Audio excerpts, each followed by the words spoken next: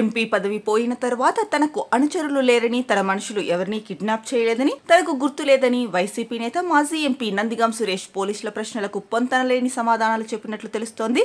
ఉద్దండరాయునిపాలెం గ్రామానికి చెందిన టీడీపీ కార్యకర్త ఇసుకపల్లి కృష్ణ అలియాస్ రాజుపై దాడి కేసులో నందిగాం సురేష్ ను తుళ్లూరు పోలీసులు 3 రోజుల పాటు కస్టడీకి తీసుకున్న సంగతి తెలిసిందే. అయితే 3వ రోజైన శుక్రవారం మధ్యాహ్నం నుంచి సాయంత్రం వరకు తుళ్లూరు సీఐ కొంక శ్రీనివాసరావు విచారించారు. సురేష్ తరఫు న్యాయవాదికి సమాచారం ఇచ్చినా రాలేదు. కస్టడీ గడువు ముగియడంతో ఇవాళ ఉదయం ఆసుపత్రిలో వైద్య పరీక్షలు చేయించి మంగళగిరి కోర్టులో ప్రవేశపెట్టనున్నారు. ఇక విశ్వసనీయ సమాచారం మేరకు కృష్ణపై దాడిలో పాల్గొన్న వారెవరు, కిడ్నాప్ చేసి తీసుకెళ్లే సమయంలో ఉపయోగించిన బైక్స్ ఎవరివి అన్న పోలీసుల ప్రశ్నలకు తన అనుచరులు దాడి, కిడ్నాప్ చేయలేదని సురేష్ చెప్పినట్లు తెలిసింది. ఇక పోలీసులు ఆధారాలు చూపిస్తూ దాడిలో 20 మంది పాల్గొన్నట్లు బాధితులు చెబుతున్నారని ప్రశ్నించగా తనకు తెలియదని, గుర్తులేదని మొక్కుబడిగా సమాధానమిచ్చారు.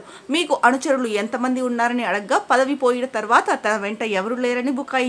దాడి జరిగిన రోజు అనుచరులు వాడిన వాహనాలు ఎక్కడున్నాయన్న ప్రశ్నకు సమాధానం ఇవ్వలేదు. కృష్ణ మిమ్మల్ని అసభ్యంగా తిట్టారని చెబుతున్న మీరు పోలీసులకు ఎందుకు ఫిర్యాదు చేయలేదని ప్రశ్నిస్తే సమాధానం చెప్పకుండా నీళ్లు నమిలారట. కృష్ణపై దాడికి సంబంధించి పదే పలు ప్రశ్నలు అడిగినా దాటవేత ధోరణిలో సమాధానాలు చెప్పినట్లు తెలిసింది. ఇక 3 రోజుల పాటు జరిగిన విచారణ వివరాలను నివేదిక రూపంలో కోర్టుకు సమర్పిస్తామని పోలీసులు తెలిపారు. ఇక ఇసుకపల్లి కృష్ణపై హత్యాయత్నం కేసులో నందిగాం సురేష్ దాఖలు చేసిన బెయిల్ పిటిషన్ పై నిన్న గుంటూరు 2వ అదనపు జిల్లా కోర్టు ఇన్ఛార్జి న్యాయమూర్తి విఏఎల్ సత్యవతి వాదనలు విన్నారు. తీర్పును జూన్ 2కు వాయిదా వేశారు. సురేష్ భార్య బేబీరాణి దాఖలు చేసిన ముందస్తు బెయిల్ పిటిషన్ పైన అదే రోజు తీర్పు వెలువరిస్తామని న్యాయమూర్తి తెలిపారు.